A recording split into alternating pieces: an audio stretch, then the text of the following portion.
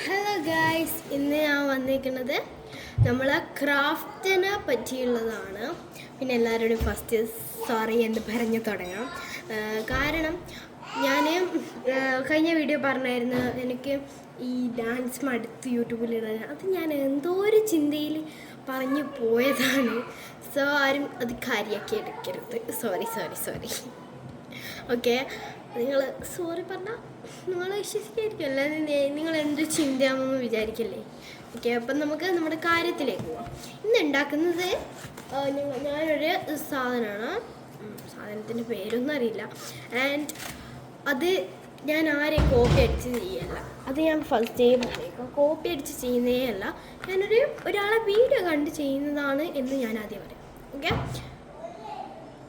എൻ്റെ അടുത്ത് ഞാൻ ഒരു മെയ് ആയിട്ട് എൻ്റെ സപ്പോർട്ട് ചെയ്യുന്ന ആൾക്കാർക്ക് വേണ്ടിയിട്ടുള്ള ഒരു ഇത് വെക്കും. എന്തായിരുന്നു പറയാൻ മറന്നുപോയി. ഒരു ഇത് ഗിഫ്റ്റ് ഇങ്ങനെ കൊടുക്കുന്ന എൻ്റെ പൈസക്ക് ഞാൻ കൊടുക്കും. എന്തെങ്കിലുമൊക്കെ മീഷോന്നൊക്കെ വാങ്ങിയിട്ടൊക്കെ കൊടുക്കും. അത് ഉറപ്പാണ്, അതിലുറപ്പാണ്. അതുകൊണ്ട് ഞാൻ അത് പറയുന്നു. ആൻഡ് നമുക്ക് ഫസ്റ്റ് തുടങ്ങാം. ആൻഡ് ഫസ്റ്റ് സ്റ്റെപ്പ് അത് ഖവായ് സ്റ്റിക്കറിൻ്റെതാണ്. ഖവായ് സ്റ്റിക്കേഴ്സൊക്കെ ഉണ്ടാക്കുന്നത്. ഇത് ഫസ്റ്റ് സ്റ്റെപ്പ് മീൻസ് ഈ കാർഡ്ബോർഡ് വെച്ചിട്ട് കാർഡ്ബോർഡ് വയ്ക്കുക. എന്നിട്ട് ഈ ഗം എടുത്തിട്ട് നമ്മൾ തുറന്നിട്ട് ഇങ്ങനെ അപ്ലൈ ചെയ്യണം. ഇതിൻ്റെ മുകളിൽ അപ്ലൈ ചെയ്തിട്ട് ഈ പകുതി ഭാഗത്ത് മതി. ഞാൻ ചെറിയൊരു കാർഡ്ബോർഡാണ് ഉണ്ടാക്കുന്നത്, അതുകൊണ്ടാണ്.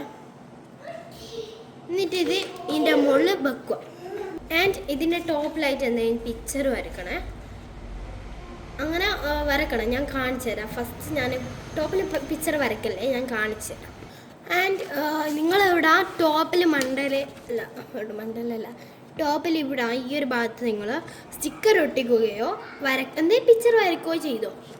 എന്നിട്ട് ഇവിടെ ഇങ്ങനൊരു ഇത് വരച്ചെടുക്കണം.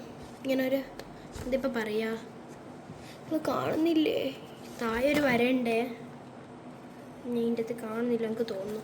ഓക്കെ, ഇങ്ങനെ വരയ്ക്കണം.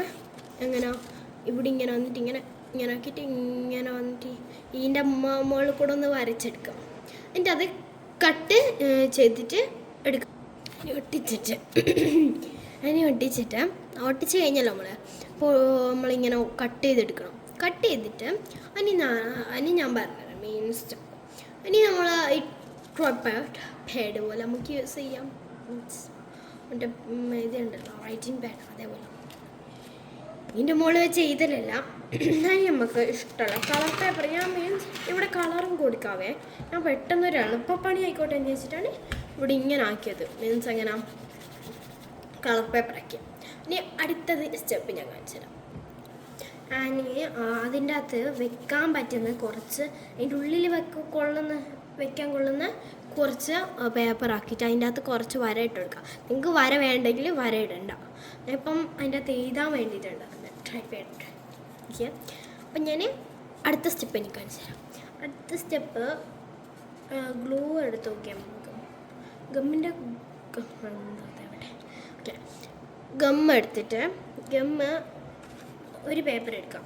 പേപ്പറിൻ്റെ മുകളിലായിട്ട് നല്ലോണം പശ അപ്ലൈ ചെയ്തിട്ട് ഇതിൻ്റെ നടുവിലേക്ക് വെച്ചൊട്ടിക്കാം.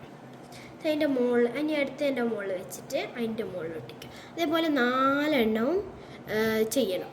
അതേപോലെ 4 പേപ്പർ ഒട്ടിച്ചെടുത്തിട്ടുണ്ട്. നിങ്ങൾക്ക് എത്ര പേപ്പർ വേണോ അത്രയും ഒട്ടിക്കാം. കഴിഞ്ഞാലും നിങ്ങൾക്ക് ഇനി എടുത്തൊട്ടിക്കാം. ആൻഡ് ദെൻ ഞാനിനി ഇതിൻ്റെ ഉപയോഗം കാണിച്ചില്ല. അതോ വലിയ ഉപകാരമൊന്നുമില്ല.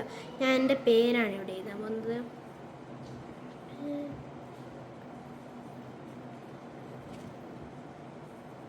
ഹേഴ്സീവിൽ വേറൊരു അനസ്തഫ്നും കൂടെ എഴുതുന്നുണ്ട്. എനിക്ക് ഹേഴ്സീവ് ഒരു സുഖം ഉണ്ടാവും എഴുതാൻ, അതുകൊണ്ടാണ് നല്ല നീറ്റില്ലാത്തത്. ഓക്കെ, അപ്പം ഇനി നമുക്ക് ഇങ്ങനെ നെയിം സ്ലിപ്പൊക്കെ പോലെ വരയ്ക്കുക, എടുത്തിവിടെ ഒട്ടിക്കുക.